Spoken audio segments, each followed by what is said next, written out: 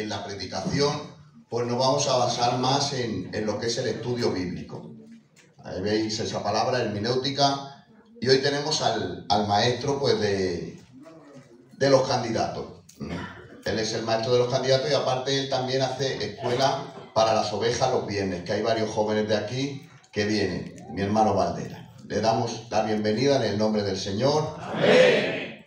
Y nada, vamos a preparar nuestro corazón durante 5 minutos, vamos a presentarlo todo lo que aquí se hace y vamos a inclinar el rostro y vamos a pedirle al Señor que nos dé capacidad para poder entender todo lo que Él nos quiera decir. Toma fuerzas en Dios, que esta tribulación solo es pasajera. Jamás aflicción, pasado la Dios. La prueba produce un peso de gloria que nos perfecciona. No puedes superar la gloria venidera. Toma fuerzas en Dios, que esta tribulación solo es pasajera.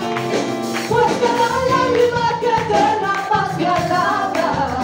El dolor menos siempre se convierte en alabanza. Es una melodía soportar las aflicciones. Porque has puesto tu fe en el Señor, que no te aclares. Porque un adorador quiero ser Señor. Quiero vida, quiero te alabanza, sabe mi amor. En mi aflicción, en mi confianza. Que no durará fe, porque es adorador. Quiero ser Señor, quiero que alabanza, sabe mi amor. En mi aflicción, en mi confiaré. Quiero con mis ojos en Jesús, que no durará fe.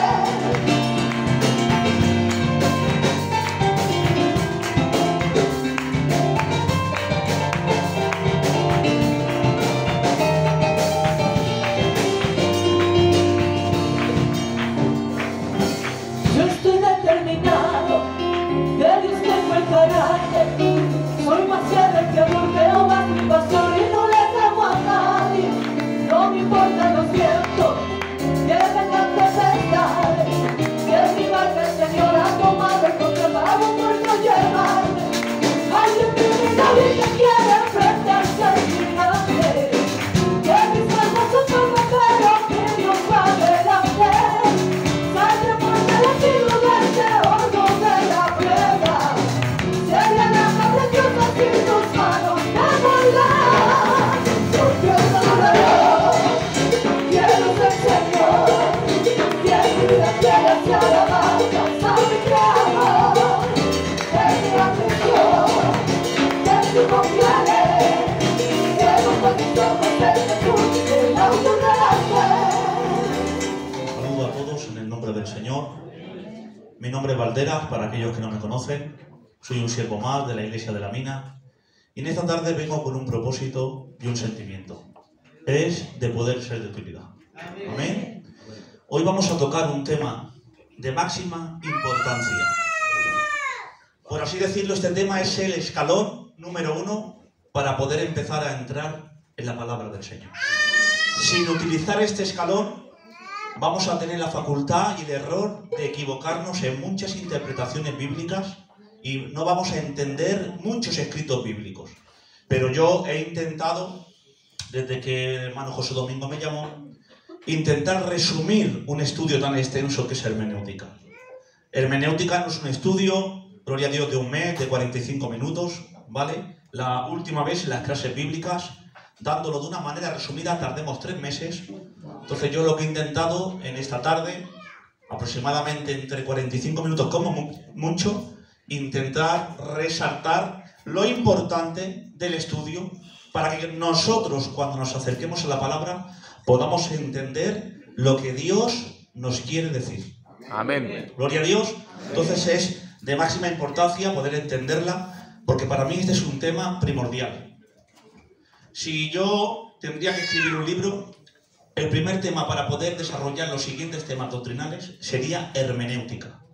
Porque la hermenéutica te da la facultad de poder ajustarte a la más cercanía de la interpretación legítima. Te puedes equivocar, pero muy cercano, siguiendo estos métodos y procesos que hermenéutica bíblica te enseña. Amén.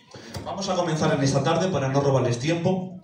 Como ven todos ustedes en esta tarde, vamos a estudiar hermenéutica bíblica, que es la facultad y el desarrollo para poder entender y hacer fácil el uso de la lectura de la palabra del Señor. Amén. Gloria a Dios.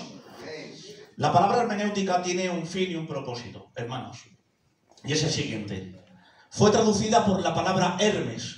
Esta palabra, traducida del griego, toma el objeto de aquel dios llamado Hermes, que era el mensajero de los dioses. O sea, la humanidad estaba allí, los dioses estaban en el Olimpo, en el cielo, y Hermes era el encargado de traerles el mensaje. Lo que nos quiere decir este tema, esta palabra, que a través de esta hermenéutica vamos a poder entender el mensaje, gloria a Dios, en este caso, que Dios nos quiere decir. Porque todo es una etimología griega dentro de su concepto antiguo, ¿vale? Seguimos. ¿Para qué sirve la hermenéutica? Atención, que es muy importante. La hermenéutica tiende a establecer los principios y métodos y reglas que son necesarias para revelar el sentido de lo que está escrito. Su objetivo es de disolver todo lo que haya oscuro o mal definido, de manera que mediante un proceso inteligente todo lector pueda darse cuenta de la idea exacta del autor, que este mismo escribió mediante la inspiración del Espíritu Santo. Amén. Por medio de este proceso vamos a poder entresacar la realidad del sentimiento legítimo que el escritor tenía cuando escribía el libro. Amén. Ese sentimiento que el escritor tenía por la inspiración del Espíritu Santo cuando Dios ponía ese sentir con esa diana, con ese propósito y con ese problema, ahí lo vamos a entender utilizando el método hermenéutico, sin poder saltarnos el orden.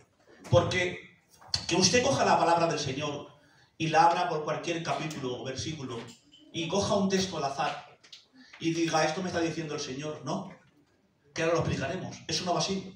Eso tiene un propósito, tiene un comienzo, tiene una forma, tiene una hermenéutica de poder explicar el significado de ese texto. Porque sacar el texto de su contexto se convierte en un pretexto. Y ahora vamos a explicarlo, ¿vale? Vemos en 2 de Timoteo capítulo 3, verso 16, que toda la escritura es inspirada por Dios y útil para enseñar, para redarguir, para corregir, para instruir en justicia, a fin de que el hombre de Dios sea perfecto y enteramente preparado para toda buena obra. ¿Se dan cuenta? Todas las cualidades que tienen las escrituras, pero el fin es uno: capacitarte y prepararte para toda buena obra. Una mujer y un hombre de Dios capacitado por medio de las escrituras tiene la facultad de poder llevar toda obra encomendada por Dios. Amén. Porque el hombre necesita la capacidad para poder desarrollar el propósito que Dios le ha encomendado. Es necesario que el hombre sepa cómo tiene que dirigirse la iglesia del Señor. Por eso el apóstol San Pablo tiene que escribirle: y te dejo estos mandamientos para que tú sepas cómo debes conducirte en la iglesia del Dios viviente, columna y baluarte de la verdad.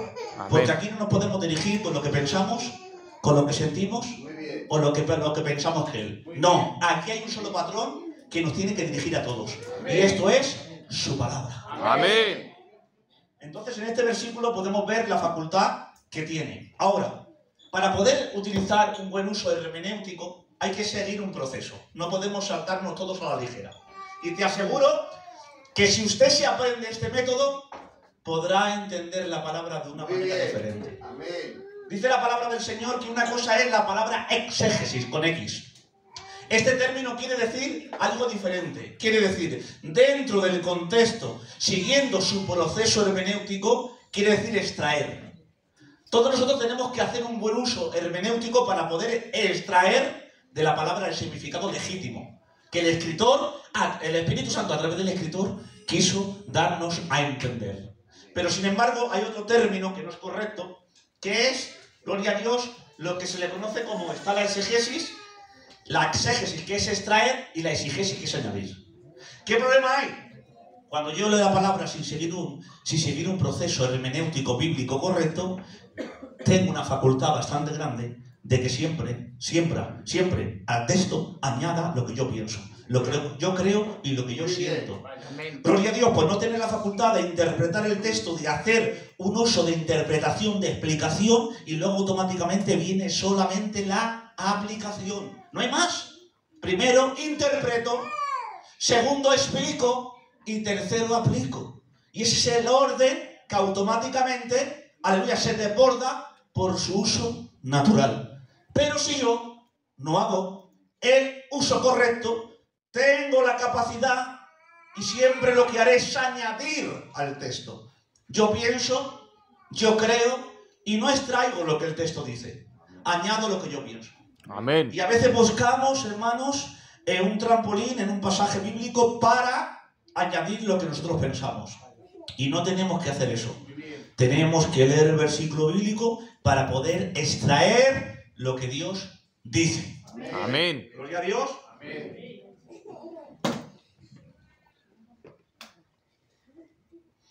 Hemos dicho que las palabras son términos diferentes, ¿vale? Quiero que te quedes con este concepto. La palabra ex es de extraer y la palabra exegesis es de añadir.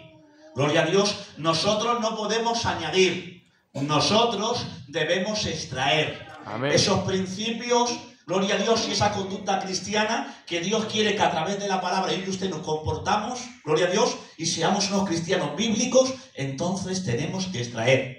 Amén. No tenemos que añadir. Amén. Gloria a Dios. Amén. Esos son los dos términos. Luego entonces, mira qué texto más bonito. Segunda de Pedro, capítulo 1, dice: por eso estoy completamente seguro que el mensaje de Dios que anunciaron los profetas es la verdad. Por favor, presten atención a ese mensaje, pues les dirá cómo vivir hasta el día en que Cristo vuelve y cambie sus vidas. El mensaje te enseña cómo debes vivir. Amén. No cómo piensas vivir. Una cosa es cómo tú piensas vivir y otra cosa es la enseñanza de cómo debes vivir. Amén. Y dice, pero antes de nada, atención al 20, deben saber que ninguna enseñanza de la palabra se puede explicar como uno quiere. Amén. Las enseñanzas de la palabra no se pueden explicar como uno quiere, sino como ella enseña. Amén. Y ahora vamos a seguir el proceso y vamos a utilizar ese método y van a ver ustedes qué fácil de poder entender haciendo hermenéutica lo que la palabra del Señor enseña. Amén. Gloria a Dios. Seguimos. Es muy importante porque la palabra contexto, ¿saben ustedes qué tal contexto? Está el texto anterior y posterior, el texto inmediato, ¿vale? Eso quiere decir que el texto va sujeto a su contexto. No se puede desligar, porque a veces ahora vamos a tomar el problema que se ha utilizado, hemos sacado un texto del contexto y mira lo que dice la palabra. La palabra contexto viene del latín contextus, que significa junto. Y el problema de cuando sacamos un texto fuera de su contexto es semejante al significado que es un solo tejido. Hemos extraído del hilo y aquella prenda que tiene simplemente un hilo unificada, aleluya, hemos estirado de ello y hemos hecho una rotura. Y eso es lo que hacemos con los pasajes bíblicos. Cuando sacamos el texto de su contexto. Gloria a Dios para decir lo que nosotros queremos, anhelamos o pensamos. Y no podemos hacer eso. La palabra de Dios tiene un método y un proceso que Él nos ha enseñado. Amén. Gloria a Dios. Amén. Seguimos. Es muy importante, ¿vale? Porque vamos por procesos. Es muy importante, hemos hablado del contexto. El contexto es todo lo que enseña, ¿vale? Por ejemplo, capítulo 20. Y todo lo que enseña en el capítulo 20, desde que empieza hasta que acaba. No tiene por qué acabar en el 20 al final. Puede seguir, ¿vale? Puede seguir y puede ser un texto, pero en verdad son dos. Porque puede seguir, ¿vale? Entonces tú, con un uso de lectura detenido, sabrás cuándo acaba, gloria a Dios, ese contexto que sigue todo por su proceso. ¿Vale? Problemas. Que si yo ahora mismo, gloria a Dios, si me pongo en esta parte para poder verlo, si yo ahora mismo toco central, ¿os acordáis de Romanos 11:29? Debates que ha habido sobre este tema y decimos, porque irrevocables son los dones y el llamamiento de Dios. Y ahí hemos hecho fuerza sobre irrevocables el llamamiento. Le hemos aplicado al ministerio, gloria a Dios, que actualmente tenemos los ministros de Efesios capítulo 5. Pero sin embargo, si leemos dentro de su contexto, porque hay a veces que el título ya te enseña algo. Y si nos vamos a Romanos capítulo 11, lo primero que te enseña el título es restauración futura de Israel. Amén. Entonces ya el texto nos está diciendo algo muy importante. Pero si nos vamos al texto anterior, porque están los textos inmediatos dentro de la hermenéutica, mira lo que nos enseña. El anterior. Así que en cuanto al Evangelio, son enemigos a causa de vosotros. Pero en cuanto a la elección, son amados en cuanto a los padres. Entonces, ¿de qué está hablando? De una elección nacional. Son amados en cuanto a los padres. ¿Quién son los padres? Abraham, Isaac, Jacob. Entonces, ¿qué nos enseña el versículo 29?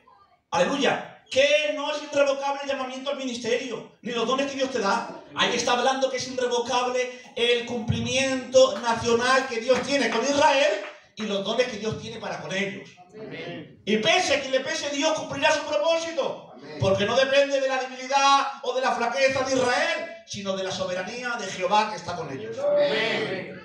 Y ahora, aleluya, tomamos el posterior, pues como vosotros también en otro tiempo erais desobedientes a Dios, pero ahora habéis alcanzado misericordia por la desobediencia de ellos. ¿Se dan cuenta? Si yo y usted tomamos el central, podemos decir muchísimas cosas. Pero sin embargo, si nos centramos mínimo, hemos dicho que es necesario coger el contexto. Pero mínimo, cuando usted lea un texto, tiene que leer el anterior y el posterior. Teológicamente se le conoce como textos inmediatos. No puede desunir ese contexto del texto, porque si no, habrá un grave problema. ¿Te acuerdas, José Domingo, cuando tocábamos Romanos 11:29 en el error que cometíamos? Es irrevocable, a que Dios llama, llama. Y lo aplicábamos al llamamiento del ministerio. Pero luego, si te paras de una manera detenidamente haciendo buen uso de hermenéutica, ya no entras en el error de lo que la Biblia no quiere decir. Ahora verdaderamente haces un buen uso de la interpretación dentro de su contexto. Primeramente he utilizado el texto anterior y el texto posterior, pero ahora dentro de su contexto me enseña Romanos 11, gloria a Dios, que Dios tiene un propósito con Israel. Amén. Y que lo llevará a cabo porque Él es soberano. Amén. Gloria a Dios. Amén. Hemos hablado del contexto, ¿sí o no? Amén. Hemos hablado del texto inmediato y del proceso. Pero vamos a hacer, gloria a Dios, lo que es la palabra del Señor, el método, que es muy importante. Todo esto que no te se olvide porque es importante a la hora de leer la palabra del Señor. ¿Qué método tenemos que utilizar? Hay 4 métodos, hermanos. ¿Vale? Vamos a leerlo. El método alegórico místico. Los que aplican este método consideran todo, o al menos parte de la palabra del Señor, fue escrita como una serie de alegorías. Que hay que darle y encontrar la Biblia en su sentido escondido espiritual. Error. Esta interpretación no la compartimos. Segundo, método racionalista. Consiste en someter toda la escritura al juicio humano para determinar la validez de la historia, de sus declaraciones, y da por hecho que lo sobrenatural no existe. Gloria a Dios, eso es el resumen. Entonces, ¿cómo aclaramos que cuando se le cayó el hacha a Eliseo pudo flotar aquel hacha? Eso fue algo sobrenatural. Amén. Luego entonces no podemos aplicar el método racionalista, porque todo va en base de la razón. Y Dios va más allá de la razón. Amén. Otro método totalmente equivocado. Son los 4 métodos de interpretación, hermanos, ¿eh? Estos 2 son equivocados. Seguimos. El método dogmático. ¿Qué es? Dogma, que significa enseñanza. El sentido, todas las doctrinas cristianas son dogmas, pero la gente le tiene miedo a la palabra dogma porque ha enseñado de forma, aleluya, de una manera que las sectas y la Iglesia Católica se aferra a una enseñanza, dándolo como primera enseñanza por encima de todas las cosas. O sea, ¿qué peligro tiene el dogma? Que el mandamiento y el criterio de los hombres está por encima de la palabra del Señor. Y eso es una equivocación. La interpretación humana nunca puede estar por encima de la interpretación de Dios. Aleluya. Primero va la interpretación de Dios. Amén. Y no se tiene que sacar la interpretación humana. Amén. Gloria a Dios. Amén. Seguimos. Este es el bueno. El método gramático, histórico, y le falta una palabra. Literal. Este método evita los 3 errores citados anteriormente. Atención, este método requiere que se interprete de acuerdo con las características del lenguaje, especialmente de los idiomas originales de la palabra del Señor. El idioma que fue traducida considera que además la Biblia es un libro histórico y que históricamente auténtico, y es decir, que la palabra no está compuesta de fábulas, leyendas, mitos, tradiciones, mentiras ni cosas similares, sino que la interpretación legítima es gramática, histórica y literal. Gloria a Dios. Amén. Ese es el sentido legítimo que yo y usted tenemos que abrazar como interpretación bíblica, no dejando que nuestra mente tenga imaginación y viendo en todos los objetos bíblicos sentimientos de representaciones que la palabra no quiere representar. La palabra es literal, y cuando una figura literaria la enseña, ella misma lo dice. Y ahora vamos a entenderlo. No es que una silla, porque la silla simboliza, espera, la silla simboliza una silla. No es que, por ejemplo, ¿no? A veces el error, las piedras, no, las piedras significan piedras. Si el texto no dice lo contrario. Porque ahora veremos el problema alegórico. Uno de los problemas mayores donde los cristianos tenemos a la hora de leer la palabra, que queremos alegorizar todo objeto para decir lo que nosotros queremos. Y no podemos alegorizar lo que nosotros queremos. Tenemos que tomar la palabra de una manera gramática, histórica y literal. Dale un fuerte aplauso a Dios, por favor, en esta palabra.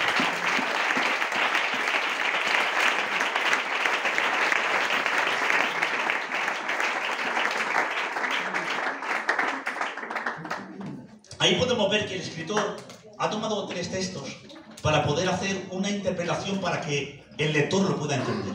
Primero, Mateo 1:23, he aquí la Virgen concebirá y dará a luz un hijo y llamará su nombre Manuel, que traducido es Dios con nosotros.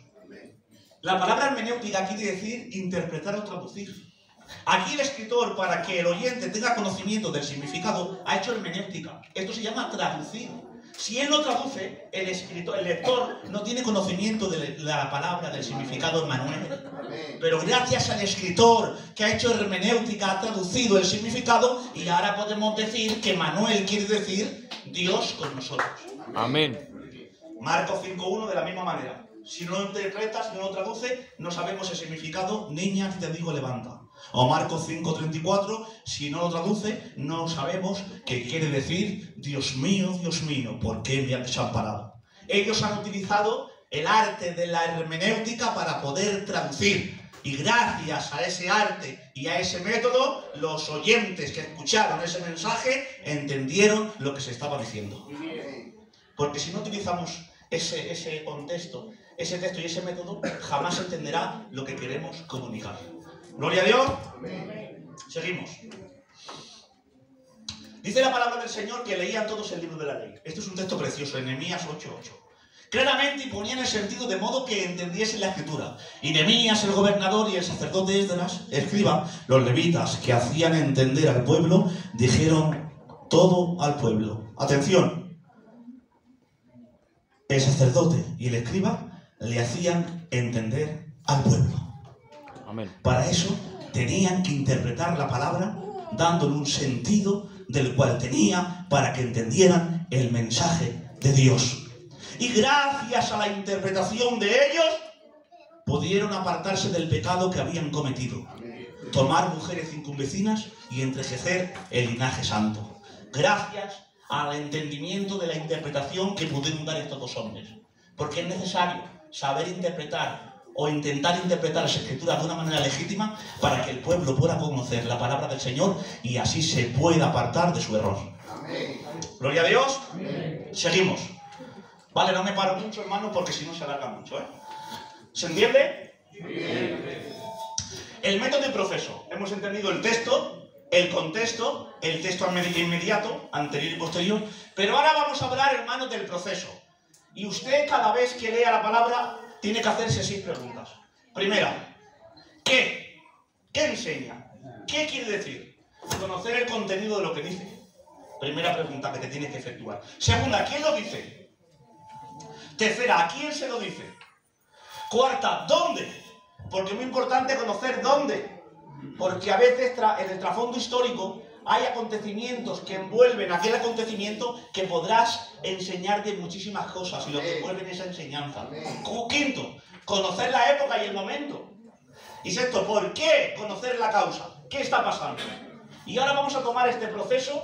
Atención, vamos a tomar el conocimiento del contexto, del texto inmediato, gloria a Dios, y vamos a hacer una buena exegesis y vamos a tomar una buena interpretación todos juntos del libro de Gálatas. ¿Os parece bien? Amén.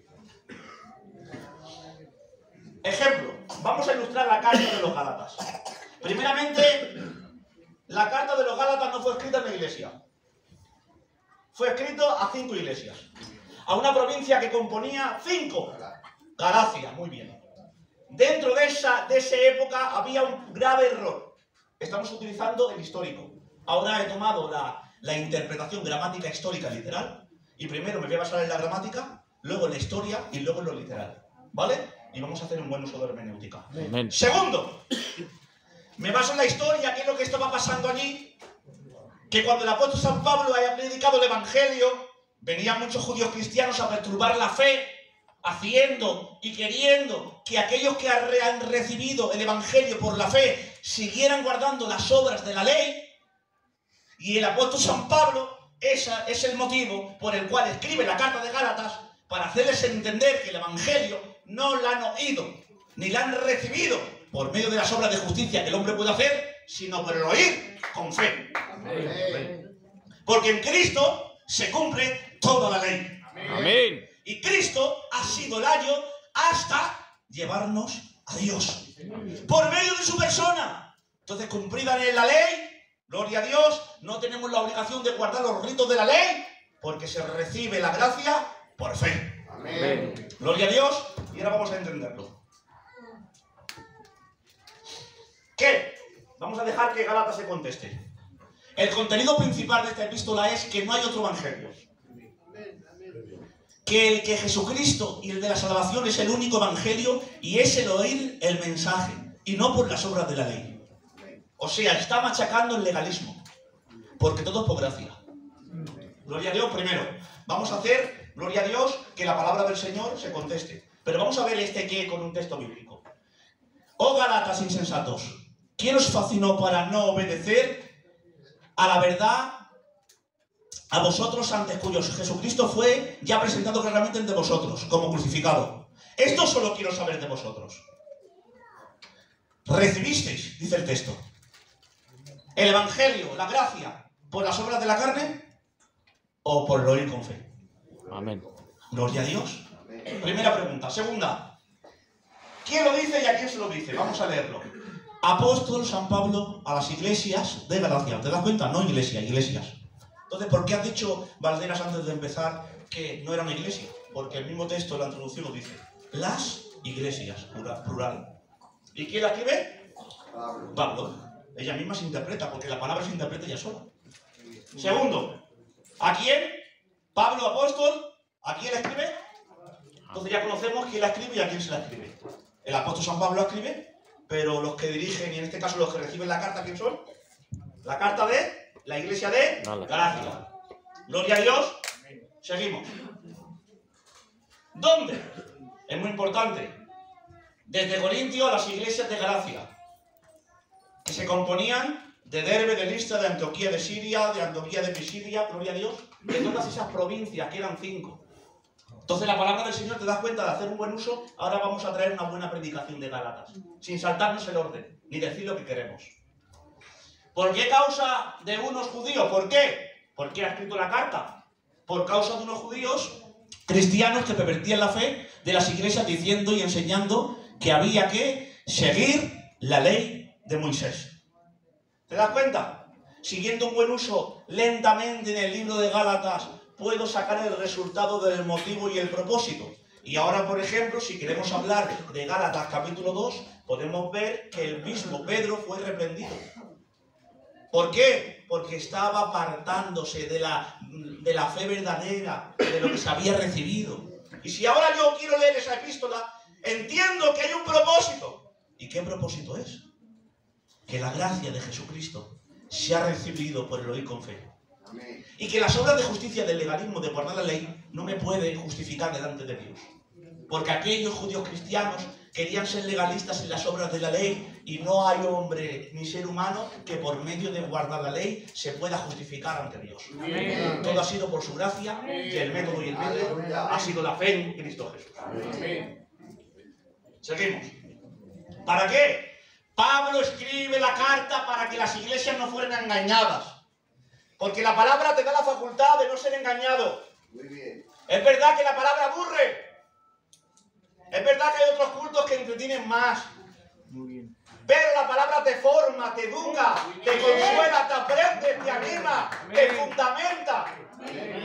Es verdad que hacemos un culto y es más divertido, pero menos eficaz.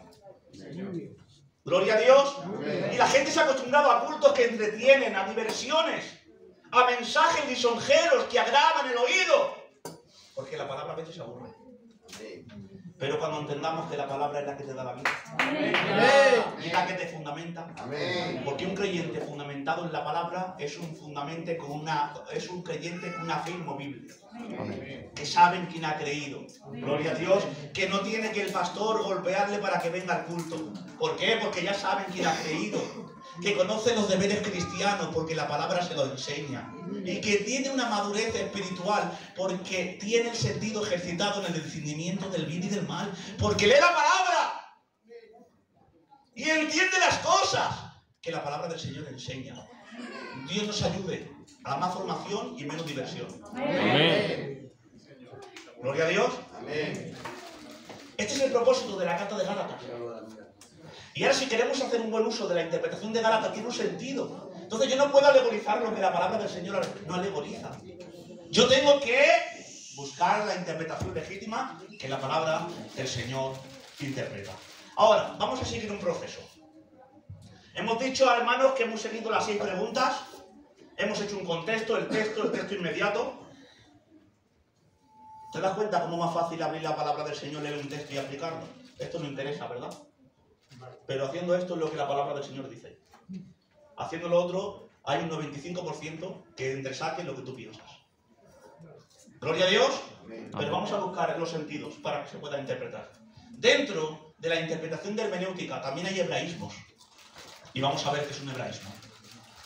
Por ejemplo, si nosotros tomamos, hay que saber cuándo se utiliza un hebraísmo. En Génesis capítulo 6, cuando dice que toda la carne estaba corrompida. Ahí, si no sabemos utilizar la expresión del hebraísmo, entramos en un error si utilizamos simplemente literal y no sabemos que esa palabra, aleluya, significa, es una expresión hebrea. La palabra ahí corrompida está hablando de desorden, de inmoralidad. Gloria a Dios. Entonces lo que nos está enseñando la palabra no está diciendo, gloria a Dios, que toda la carne estaba corrompida, o sea, con mucho respeto, que olía mal, no, que tenía lepra, no está enseñando eso. Porque si tú no conoces el hebraísmo, le puedes dar una interpretación equivocada a Génesis capítulo 6. Pero ahí lo que está enseñando es que el corazón del hombre se inclinaba continuamente hacia el mal y que sus deseos eran continuos hacer el desorden que sentían en sus corazones. Entonces eso es la palabra aborrecer, para poder entenderla de una manera más correcta. Gloria a Dios, porque en Lucas dice el Señor que amas a tu padre, que ames a tu madre, gloria a Dios, que es uno de los mandamientos, pero ahora entendemos que dice el que si alguno viene a mí y no aborrece a su padre, vamos a ver, esto no se entiende.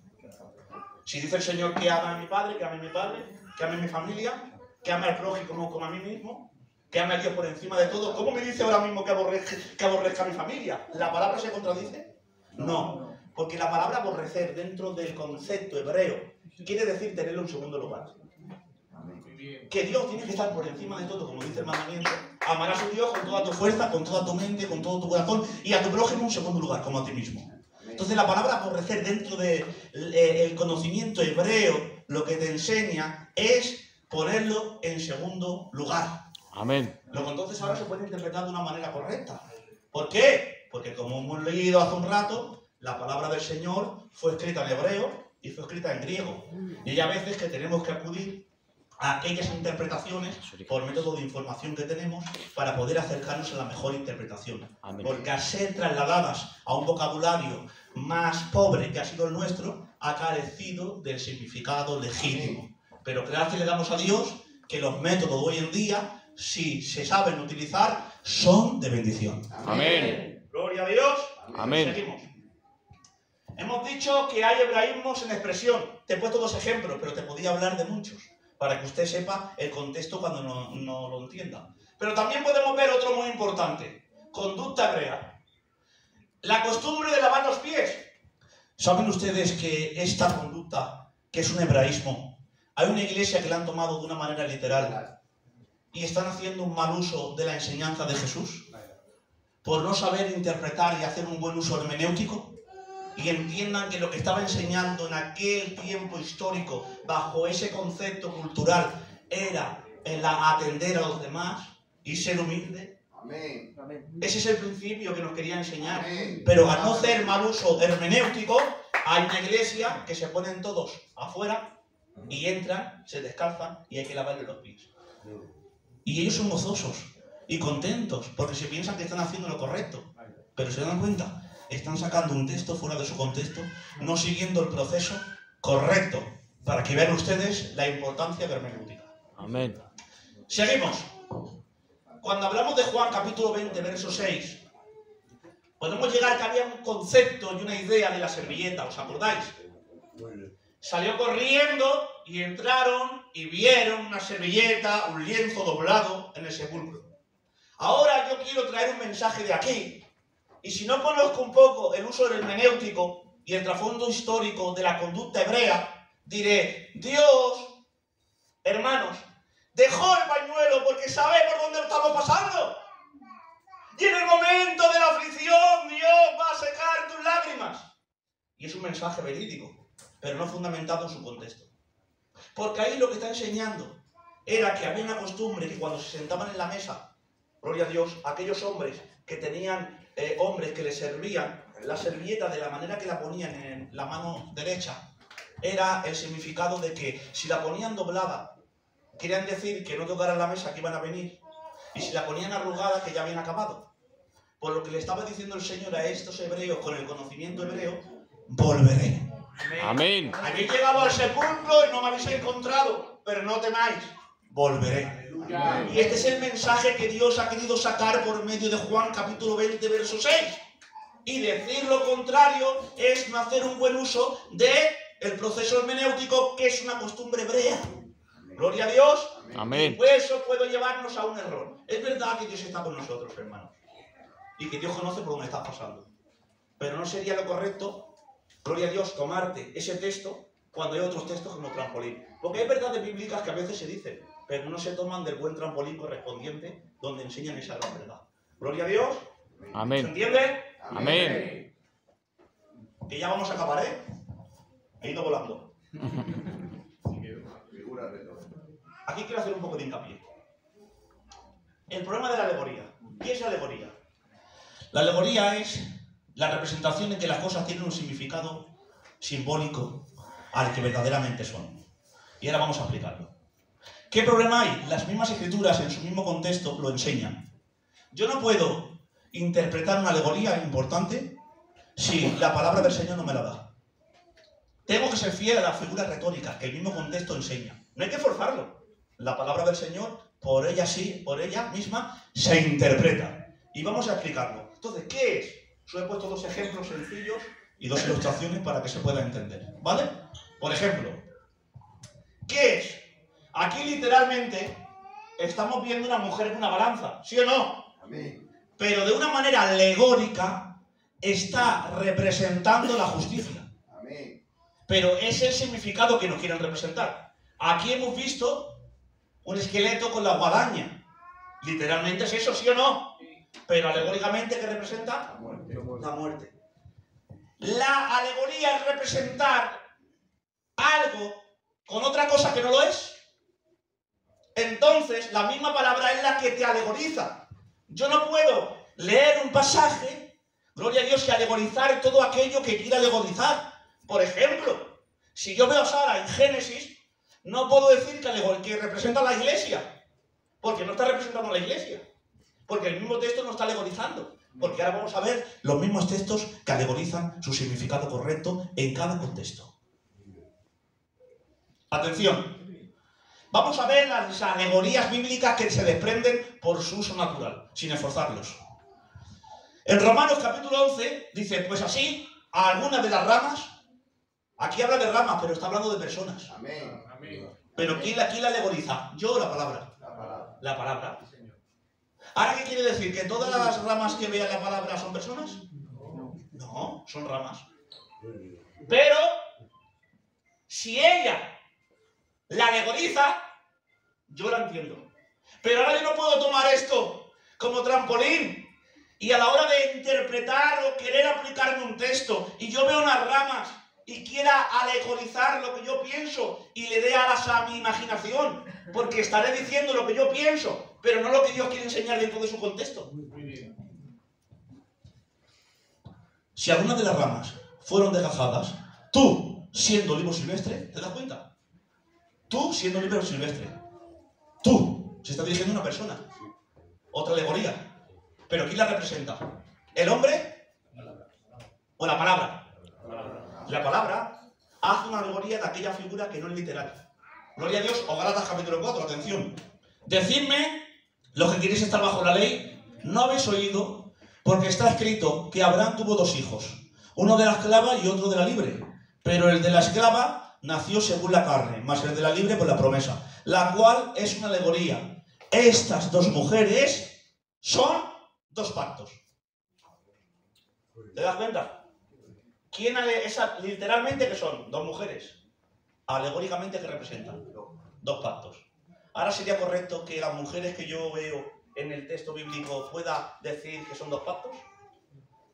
No, porque sería sacar el texto de su contexto. Porque el texto no me está enseñando esa figura retórica de lo que quiere enseñar dentro de su hermenéutica. Por eso hay que tener muchísima cuenta con la alegoría.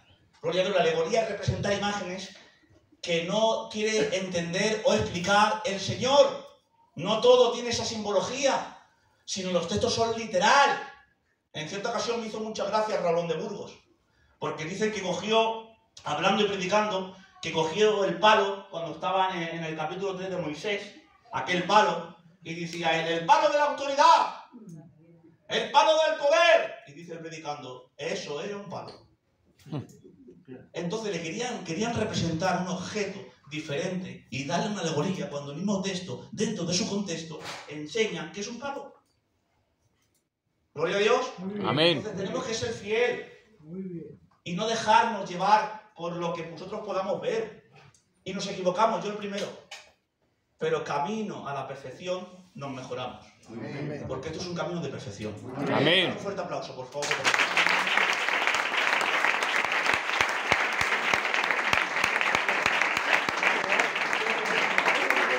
De la hermenéutica hemos hablado del texto, de su contexto, de su texto inmediato, ¿verdad? De los propósitos y las preguntas, de la alegoría, de la interpretación correcta. ¿Me puede decir alguien cuál es la interpretación correcta para interpretar la palabra? ¿Os acordáis? Gramática, Literal. histórica y literal.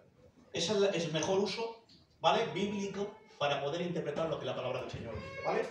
Yo voy a dar un par de figuras retóricas y voy a acabar, ¿vale? Porque, como bien sabéis, hay muchísimas figuras retóricas y cada figura retórica la enseña en su mismo texto, ¿vale? Por ejemplo, ¿qué es una prosopopeya o una personificación?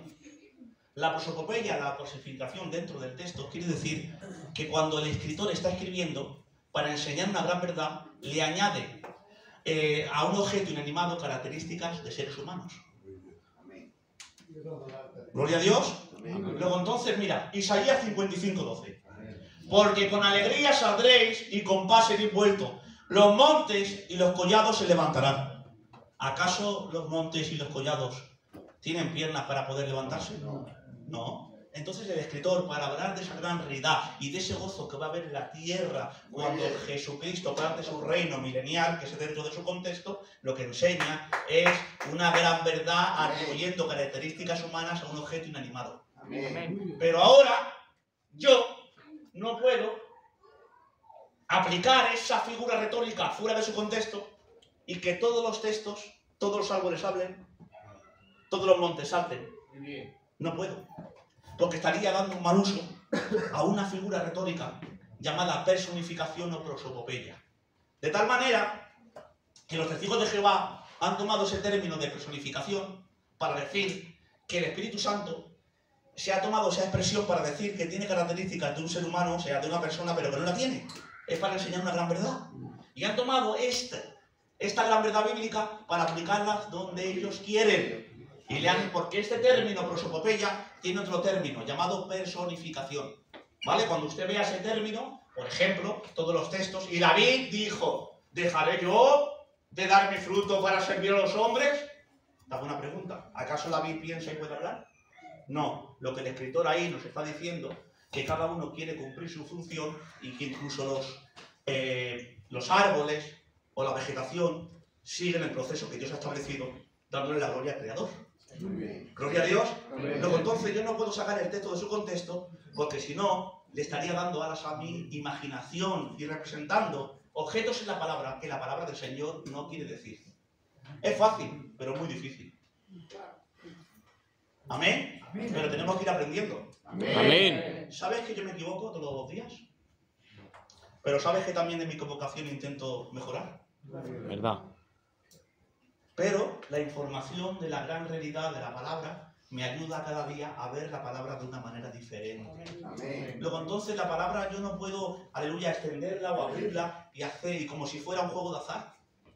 No, la palabra tiene una explicación. El libro de Mateo, por ejemplo, ¿a quién se escribe? A los judíos. ¿Por qué se escribe? Porque quiere representar que en Cristo se cumple el pacto davínico de que Él venía por descendencia davínica. ¿Qué es lo que representa? Que en Él se cumplen las Escrituras. ¿De qué habla? De que habrá una futura restauración de la nación de Israel. Y ahora bajo ese concepto y esa idea de ese libro en conjunto voy a entender muchas cosas que si no lo hago jamás lo entenderé. Por eso interpreto que Mateo capítulo 13, el trigo y la cizaña, está hablando de los 75 días de juicio que no tienen que ver nada conmigo. Que las vírgenes y sensatas está hablando del mismo acontecimiento, explicarlo con una explicación totalmente diferente. Entonces la palabra, cuando yo me ciño, me ajusto a lo más cercano. Pero cuando no hago un buen uso hermenéutico, sacando el texto de su contexto, sacando del anterior y del posterior, y no haciéndome las 6 preguntas bases y aplicándole figuras retóricas a cosas y acontecimientos que la palabra del Señor nos enseña, tendré grandes posibilidades de decir lo que yo pienso. ¿Y cuál es el miedo? Que a veces usted ve una predicación por internet que es bonita, que es agradable, pero no sana. Porque triunfa más las aventuras y lo emocionante que la verdad de lo que se dice. ¿Verdad? Porque la gente, ¿qué es lo que busca? Si a veces nosotros mismos estamos predicando y como se cae un poco la iglesia decimos, hace media hora os he ido la paloma. Cuando una de las cosas más importantes es que la palabra del Señor se entienda. No estamos sujetos a emociones, sino a una fe en Jesucristo. Amén. ¿Os acordáis de Job? Yo siento que mi Redentor vive. No, dijo, yo sé.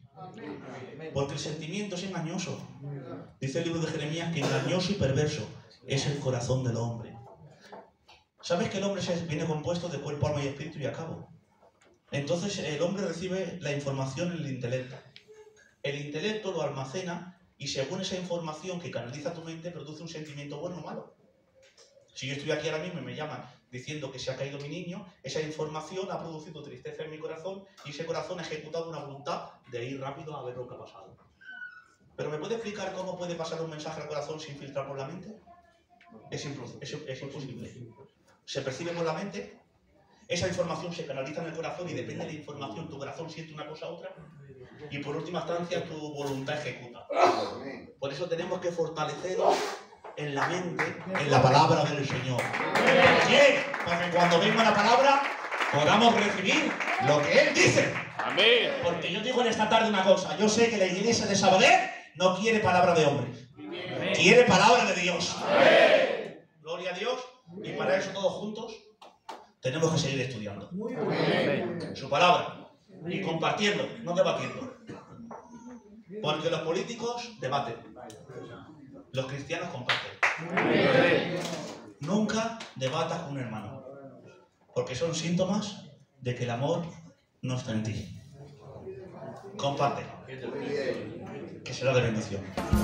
Es que cuando soy herido, es tu amor que a mí me sana y tu paz me abraza el alma, solo con una gota de amor.